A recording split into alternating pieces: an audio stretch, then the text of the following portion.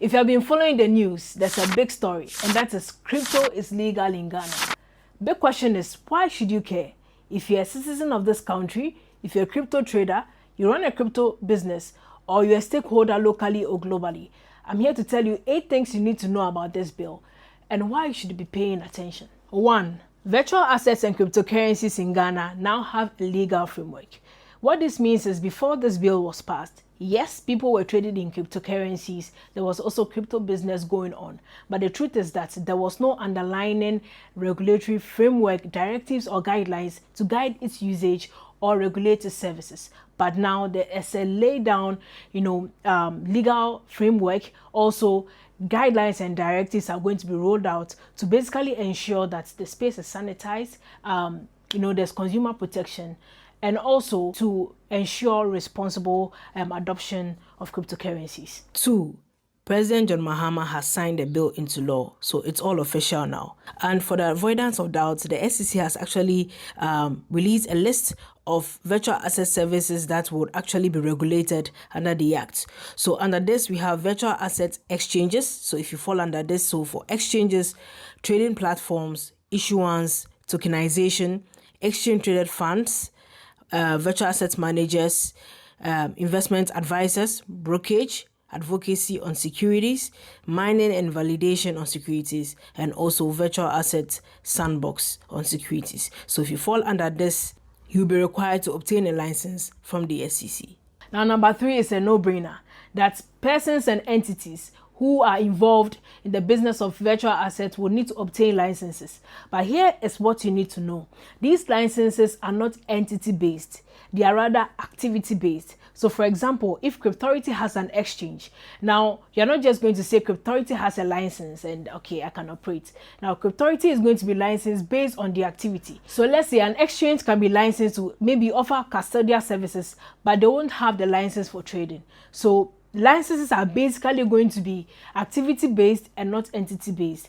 And this also means that an entity could have multiple licenses for various activities. So this is also to ensure that there's more, close supervision so that these entities do not operate in activities that they are not licensed for. And the key institutions for these licenses will be the Bank of Ghana and the SEC. But of course, they'll be supported by other institutions like the FIC and other institutions who have other roles to play.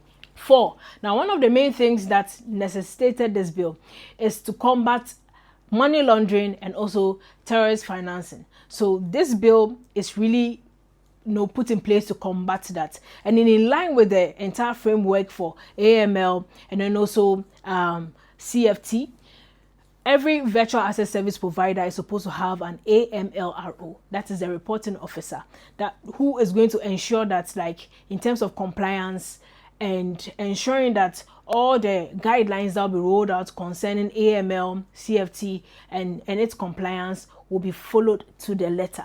5. Virtual asset service providers who would want to obtain these licenses will be required to set up offices in Ghana, thereby, ensuring that you have physical presence. Now, the regulators will be able to visit these offices and basically run checks and also see how operations are going. Number 6 is that the Act itself is a high-level framework. So further directives and guidelines will have to be issued to operationalize it. For example, there's going to be definitely taxation. So GRO will have to roll out its own tax regime in accordance to the entire framework. Now, number 7 is interesting, and I would like to read it out. So advocacy, advertising, and promotion of crypto assets is going to be regulated. So we are looking at influencers, marketers, content creators, etc.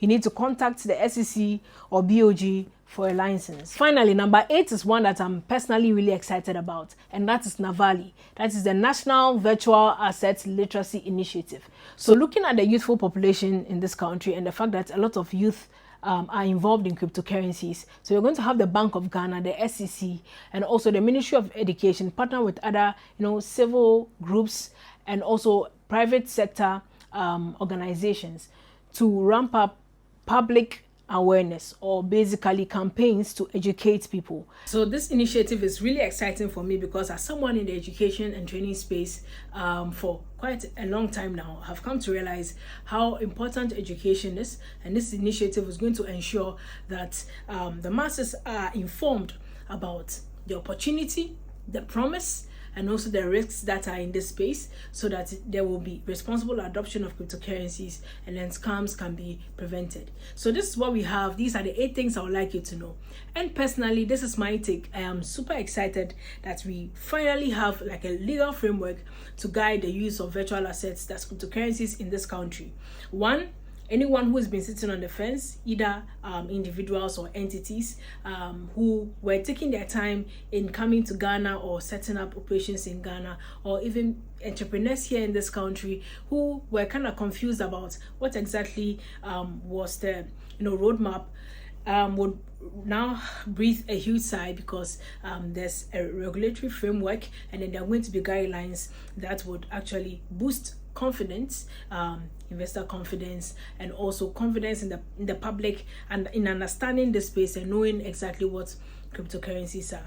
And I also think that this is going to create more opportunity, as we're going to have a lot of crypto businesses set up, have physical presence here in Ghana, and lead to also employment of young people doing amazing stuff in the blockchain and crypto space in this country. So I'm really anticipating how things are going to go as we have a framework, and yeah, fingers crossed, hoping that this is going to boost the economy and also boost the entire blockchain and crypto space here in Ghana. So these are just 8 highlights. There's an entire act to break down, and I'll be doing that right here on my channel. So if you have not given me a follow, make sure you do that so that you do not miss out on all the breakdowns I'll bring you concerning the act. See you in the next one. Cheers.